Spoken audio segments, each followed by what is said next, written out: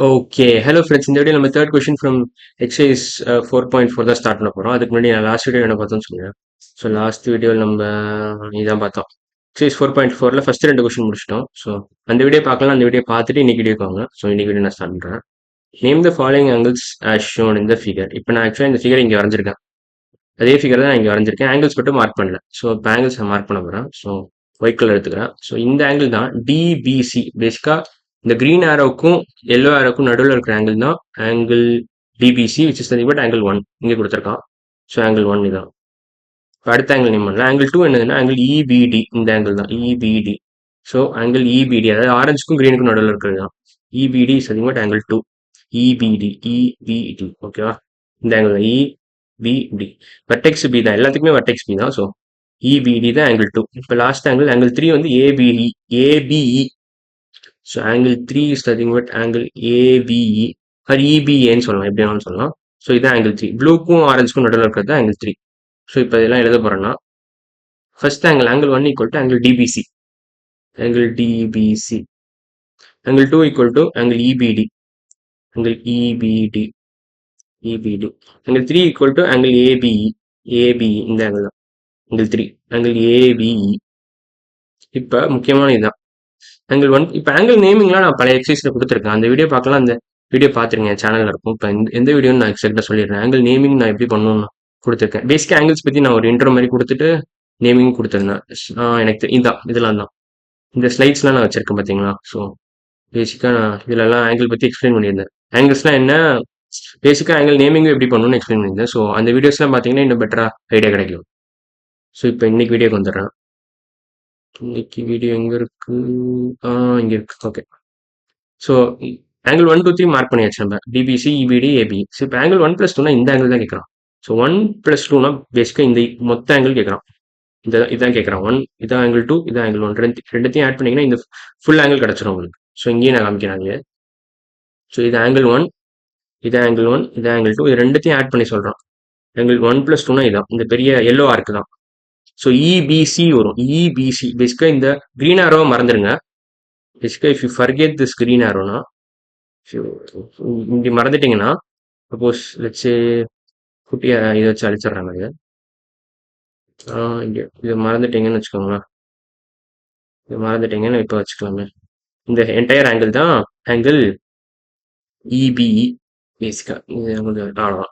So பேசிக்கா இந்த entire angle தான் ஆங்கிள் இபிசி. இபிசி இபிசி இதான் ஒன் பிளஸ் டூ. பேசிக்கா ஒன் இங்கே ஒரு ஆரோ இருந்துச்சு. ஸோ அதை அழிச்சிட்டேன். இப்போ உங்களுக்கு கிளியராக ஐடியா கிடைக்கும்ன்றதாக ஒன் பிளஸ் டூனா இந்த பெரிய angle EBC. So angle EBC is nothing but angle one plus two.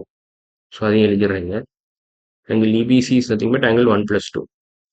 Angle two plus த்ரீனான்னு கேட்டுருவான். டூ பிளஸ் த்ரீனா இந்த ஆரோவை மறைச்சிருங்க. இபின்ற ஆரோவை மறைஞ்சிருச்சுன்னா சப்போஸ் லெட்ஸ் இந்த ஆரோவை மறைச்சிட்டேன்னு வச்சுக்கோங்க.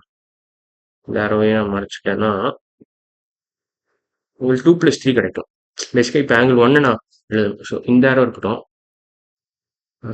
எப்படி வரையிறது யோசிக்கிறேன். ஓகே. இப்போ என்ன பண்ணணும்னா நீங்கள் இந்த ஆரோ மட்டும் மறைக்கணும்.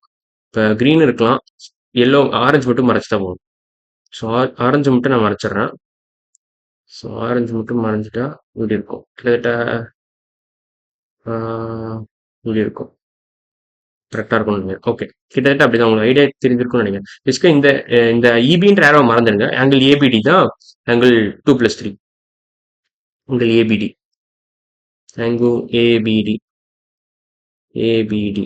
ஆங்கிள் ஒன் பிளஸ் டூ நான் ஏற்கனவே மார்க் பண்ணியிருக்கேன். அது நான் கண்ட்ரோல் ஜெட் போட்டிருந்தாலும் அழிஞ்சிருச்சு. ஸோ ஒன் பிளஸ் டூ பார்த்தீங்கன்னா ஆங்கிள் இபிசி. இபிசி எல்லாமே நான் பிரேக்கிங் டவுன் ஆங்கிள் நான் இன்னும் கிளியர் எக்ஸ்பிளைன் பண்ணியிருக்கேன். ஸோ அந்த வீடியோ நீங்கள் பார்க்கலாம். பிரேக்கிங் டவுன் அண்ட் ஆங்கிள் நான் ஒரு வீடியோ போட்டுருங்க. ஸோ லாஸ்ட் கொஸ்டின் ஆன்சர் வந்து என்னன்னா angle one plus two plus three. பேசிக்காக இந்த மூணு ஆங்கிலே ஆட் பண்ணால் அது இந்த பெரிய ஆங்கிள் எவ்வளோன்னு கேட்குறான். ஸோ இது பெரிய ஆங்கிள் பார்த்தீங்கன்னா ரெண்டு வர்டெக்ஸ் வந்து பி தான். இதுக்கு வர்டெக்ஸ் பி தான். இதை மட்டும் தான் பார்க்கணும் நீங்கள். இந்த ரெண்டு ஆரையும் மறந்துடுங்க. பிஇ ரேவையும் பிடி ரேவையும் ஃபர்கெட் அபவுட் பிஇ ரே பிடி, பிஇ அண்ட் ரே பிடி. ஸோ இது ரெண்டுத்தையும் மறந்துடணும் நீங்கள். இப்போ வெறும்னு நீங்கள் இதை மட்டும் தான் ஃபோக்கஸ் பண்ணி ஏபியும் பிசியும் மட்டும் தான் ஃபோக்கஸ் பண்ணணும். ஸோ இதை தனியாக வரைகிறேன்.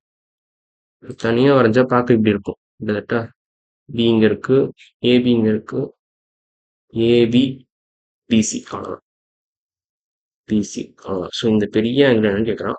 Sis nothing but angle one plus angle two plus angle three அவ்வளோதான். So angle 1 + angle 2 + angle 3 is nothing but angle ABC அவ்வளோதான். இல்லை ஆங்கிள் சிபிஏன்னு சொல்லலாம், எப்படி வேணாலும் நீங்கள் சொல்லலாம். ஸோ லாஸ்ட் கொஸ்டினோட ஆன்சர் வந்து angle ABC or angle CBA எப்படி வேணாலும் நீங்கள் சொல்லலாம். ரெண்டுமே ஒரே ஆன்சர் தான் குறிக்குது. ஸோ இந்த கொஷினில் நம்ம இப்போ 6 பாட்டையுமே முடிச்சிட்டோம். ஸோ இப்போ அடுத்த கொஷின் போகலாம்.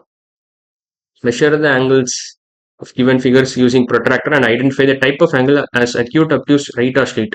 ஓகே ப்ரொட்ராக்டர் எடுத்துடுறேன். அவ்வளோ ப்ரொட்ராக்டர் எடுத்துச்சு. ஏன்னா இது வர்ச்சுவல் ப்ரொட்ராக்டர்னு சொல்லுவாங்க. ஸோ இப்போ இங்கே வச்சிடுறேன். அவ்வளோதான் வச்சாச்சு. ஸோ இது எக்ஸாக்டாக 90 டிகிரிஸ் பார்த்தாலே தெரியும் உங்களுக்கு. 0லேருந்து இது 90 டிகிரிஸ் வருது.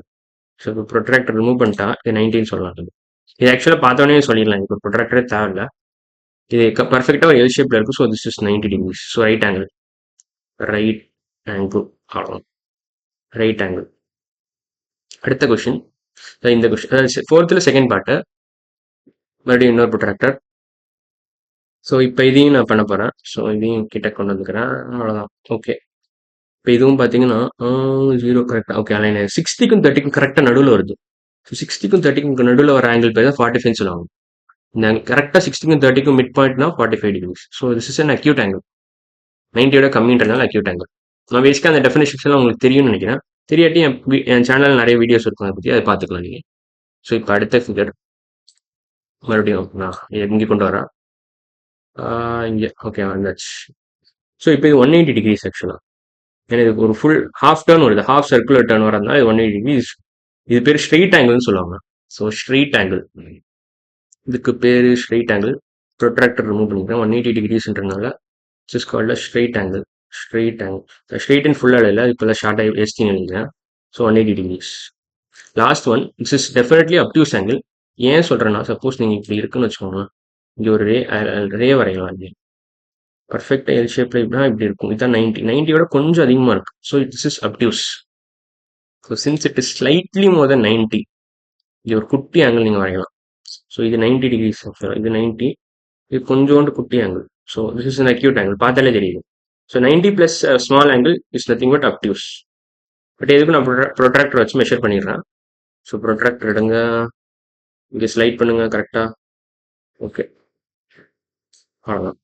ஸோ திஸ் இஸ் கிளியராக பார்த்தீங்கன்னா 190க்கும் 120க்கும் நடுவில் இருக்குது. பார்த்தீங்கன்னா 90க்கும் 120க்கும் நடுவில் இருக்கிற ஆங்கிள் தான் 105 சொல்லுவாங்க. ஸோ பேசிக்காக நீங்கள் இந்த மிட் பாயிண்ட் கண்டுபிடிக்கணும்னா என்ன பண்ணணும்னா இந்த ரெண்டு எண்ட்ஸையும் ஆட் பண்ணி டிவைட் பை 2 போடணும். ஸோ மறுபடியும் ப்ரொட்ராக்டர் எடுத்துக்கிறேன். ஸோ இங்கே கரெக்டாக இது ரெண்டுத்துக்கும் நடுவில் இருக்குது. பார்த்தீங்கன்னா 90க்கும் 120க்கும் நடுவில் வருது. இது 105 சொல்லுவாங்க. அதுதான். ஸோ மிட் பாயிண்ட் எப்படி கண்டுபிடிக்கணும்னா நான் சொல்லிடுறேன். So this is nothing but 105 degree. So this is clearly obtuse angle. So இது ஸ்ட்ரெயிட்டு, இது அக்யூட்டு, இது ரைட் ஆங்கிள். நான் எப்படி மிட் பாயிண்ட் கண்டுபிடிக்கணும்னு மட்டும் சொல்லிடுறேன். மிட் பாயிண்ட் எப்படி கண்டுபிடிக்கணும்னா சப்போஸ் இப்போ ரெண்டுத்துக்கும் நடுவில் கரெக்டாக நடுவில் இருக்குன்னு சொல்கிறேன். இப்போ 120க்கும் 90க்கும் நடுவில் ஒரு ஆங்கிள் இருக்குன்னா கரெக்டாக நடுவில் இருக்குன்னா மிட் பாயிண்ட் எப்படி கண்டுபிடிக்கணும், இது ரெண்டுத்தையும் ஆட் பண்ணணும். ஆட் பண்ணி டிவைட் பை 2 பண்ணணும். So 120 + 90 is nothing but 210. 210 divided by 2 is nothing but 210 degrees, 105 degrees அவ்வளோதான். ஸோ இதுதான் basic idea for mid point finding. Mid point finding ஃபார்முலான்னு நினச்சிக்கோங்க. Mid point finding formula. So ரெண்டு எக்ஸ்ட்ரீமென்ஸையும் ஆட் பண்ணி டிவைட் பை 2 போட்டிங்கன்னா உங்களுக்கு மிட் பாயிண்ட் கிடச்சோம். மிட் பாயிண்ட் ஃபைண்டிங் ஃபார்முலா அவ்வளோதான். ஸோ சும்மா இது எக்ஸ்ட்ராவாக கொடுத்துருக்கேன். ஸோ இன்னைக்கு வீடியோ நம்ம 4th கொஸ்டினும் 3rd கொஸ்டின் கம்ப்ளீட்டாக முடிச்சிட்டோம். அடுத்த வீடியோ நம்ம என்ன பண்ண போறோம்னா 5th கொஸ்டின் ஸ்டார்ட் பண்ணிக்கலாம். ஸோ இன்னைக்கு வீடியோ அவ்வளோதான். அடுத்த வீடியோவில் பார்க்கலாம். பாய்.